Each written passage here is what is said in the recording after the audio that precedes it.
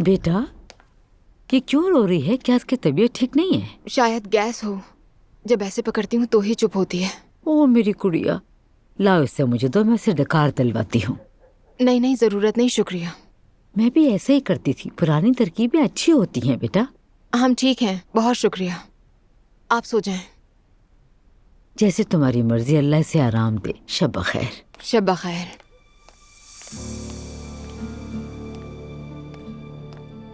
या अल्लाह, सारी रात बच्ची को रुलाएगी। पता नहीं समझती क्या है अपने आप को।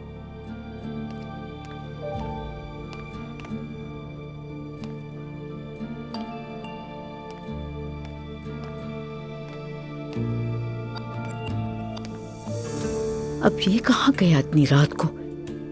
ये होना रह गया था।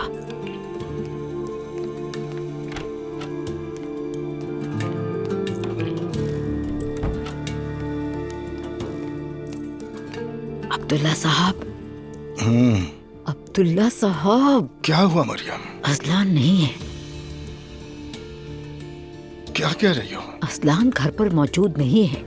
कहाँ गया होगा वो? हम सब अच्छी तरह जानते हैं, पिछली बार जब वो गायब हुआ था कहाँ गया था। तौबा अस्तगफिरुल्लाह, तुम ऐसा क्यों कह रही हो बेगम? तो और क्या कहूँ मैं। पिछली बार भी जब उन दोनों की लड़ाइयाँ चल रही थी, क्योंकि दुआ तो हमेशा उससे नाराज रहती है, लड़ती रहती है, उसका दिल दुखाती है। ना जाने कब सही होंगे दोनों। बेगम छोड़ो भी ये सब, वो अब तलाक लेने की कोशिश कर रहे हैं। केकड़े को सीधा चलने पर मजबूर नहीं कर सकते। हाँ बिल्कुल, जरूर छोड़ देती हूँ दोनों को अपने हाल में। मैं मर जाऊंगी लेकिन अपनी पोती को कभी नहीं छोड़ूंगी। ठीक है मरियम बेगम, अब तुम भी जाकर सो जाओ और मुझे भी सुकून से सोने दो।